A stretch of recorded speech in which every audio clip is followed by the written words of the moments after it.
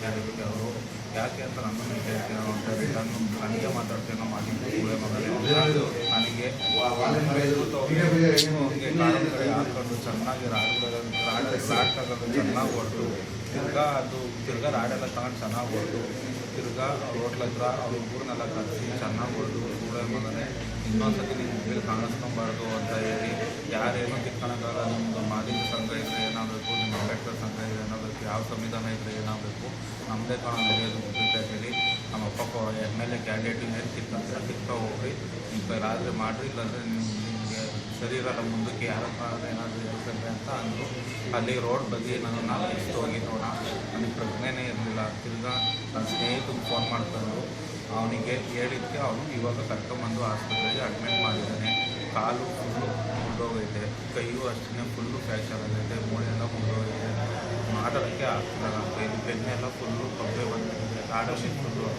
ಮಾಲೀಕರಾದ ಬೆಟ್ಸಮ್ಮನ ಮಗನಾದ ಹರೀಶು ನವೀನು ತಿಳ್ಕೊಂಡು ನಮ್ಮ ದಲಿತ ಹುಡುಗಂಗೆ ರಾತ್ರಿ ಎಲ್ಲ ಕಾರಲ್ಲಿ ಹೊಡೆದಿದ್ದಾರೆ, ಓಡೋದೆಲ್ಲ ಹೊಡ್ಕೊಂಡು ಕರ್ಕೊಂಡು ಬಿಸಾಕಿದ್ದಾರೆ, ಯಾರೂ ಕೇಳೋದಿಲ್ಲ ಅಂತ ಹೇಳಿ ಇದು ಮಾಡಿದ ಸ್ವಾಮಿ. ಇದ್ರ ಬಗ್ಗೆ ಪರಮೇಶ್ವರ ಸಾಹೇಬರು ಸೂಕ್ತ ಕ್ರಮ ಕೈಗೊಳ್ಳಬೇಕು. ಇದಾಗಿ 10ನೇ ಸ್ವಾಮಿದು ಪರಮೇಶ್ವರ ಸಾಹೇಬ್ರೆ ನಿಮ್ಗೆ ಹೇಳ್ತಾ ಇದ್ದೀವಿ, ನಮ್ಮನ್ನು ದಲಿತರನ್ನ ನೀವು ಇದ್ದೀರಾ ಅಂತೇಳಿ ನಾವು ಧೈರ್ಯವಾಗಿದ್ದೀವಿ ಸ್ವಾಮಿ. ಇದ್ರ ಬಗ್ಗೆ ಸೂಕ್ತ ಕ್ರಮ ಕೈಗೊಳ್ಳಬೇಕಾಗಿ ನಿಮ್ಮಲ್ಲಿ ವಿನಂತಿಸಿ ಸ್ವಾಮಿ.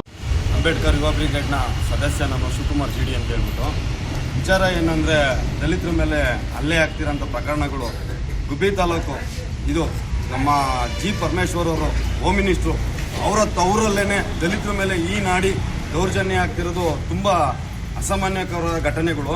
ಯಾಕೆಂದರೆ ಗುಬ್ಬಿ ತಾಲೂಕಿನಲ್ಲಿ ಈಗ ಹಲವಾರು ಘಟನೆಗಳು ನೋಡ್ತಾನೆ ಇದ್ದಾರೆ. ಈಗಲೇ 10ನೇ ಪ್ರಕರಣ 11ನೇ ಪ್ರಕರಣ ದಲಿತರುಗಳ ಮೇಲೆ ಅಲ್ಲೇ ಆಗ್ತಾನೆ ಇದ್ದಾವೆ, ಶೋಷಣೆಗಳು ಆಗ್ತಾನೆ ಇದ್ದಾವೆ, ದಲಿತರುಗಳನ್ನ ಹಿಂದುಳಿಸ್ದವ್ರು ಏನನ್ನಾಗಲಿ ದಲಿತರ ಮೇಲೆ ಮಾಡ್ತಾನೆ ಇದ್ದಾರೆ. ಇದನ್ನೆಲ್ಲ ವಿಚಾರಗಳನ್ನ ಎಲ್ಲರೂ ಗಮನಕ್ಕೆ ತಂದ್ರು ಉಳ್ಳವ್ರ ಕಡೆನೇ ನಡೀತಾ ಇದೆ ಹೊರತು ದಲಿತರಿಗೆ ಯಾವುದೇ ರೀತಿ ನ್ಯಾಯ ಸಿಗ್ತಾ ಇಲ್ಲ.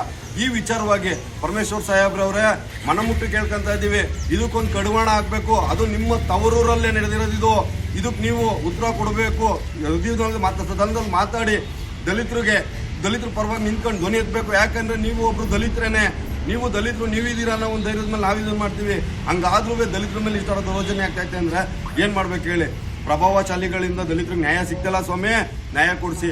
ಒಬ್ಬ ಬಡ ಯುವಕನ ಮೇಲೆ ಇವತ್ತು ಅಲ್ಲೇ ನಡೆದಿದೆ, ಅವ್ನ ಕೈ ಮುರಿದೋಗಿದೆ, ಕಾಲು ಮುರಿದೋಗಿದೆ, ಯಾರೇ ಅವ್ರಿಗಾಗುತ್ತೆ. ಅವ್ರ ತಾಯಿ ಒಬ್ರು ಹ್ಯಾಂಡಿಕ್ಯಾಪ್ಟು, ಅವ್ರ ತಾಯಿಗೆ ಯಾರಿಗೆ ಕೊಡ್ತಾರೆ?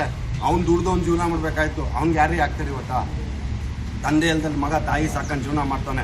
ಹಂಗಿದ್ದಾಗ ಈ ಥರ ನಡೀತಾ ಇದ್ದಾವೆ ದೌಡ ನಿಮ್ಗೇನು ಕಣ್ ಕಾಣಿಸ್ತಾ ಇಲ್ವಾ? ದಲಿತರು ಗೋಳ್ಗಳು ಕೇಳ್ತಾ ಇಲ್ವಾ? ದಲಿತರು ನಿಟ್ಟುರ್ಸ್ರು ನಿಮಗೆ ಕಾಣಿಸ್ತಾ ಇಲ್ವಾ?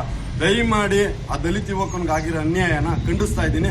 ದಯಮಾಡಿ ಆ ಹುಡುಗಂಗೆ ನ್ಯಾಯ ಕೊಡಿಸ್ಬೇಕು, ಅವನಿಗೆ ಒಂದು ನ್ಯಾಯ ರೀತಿ ಸಮ್ಮತವಾದದ್ದು ಸಿಗಬೇಕು ಅಂತ ಹೇಳ್ಬಿಟ್ಟು, ಈ ಕೃತ್ಯ ಯಾರು ಮಾಡೋರೋ ಅವ್ರಿಗೆ ಅಖಂಡವಾಗಿ ಅವರಿಗೆ ಶಿಕ್ಷೆ ಆಗಲೇಬೇಕು ಅಂತ ಹೇಳ್ಬಿಟ್ಟು ಈ ಮೂಲಕ ನಿಮ್ಮಲ್ಲಿ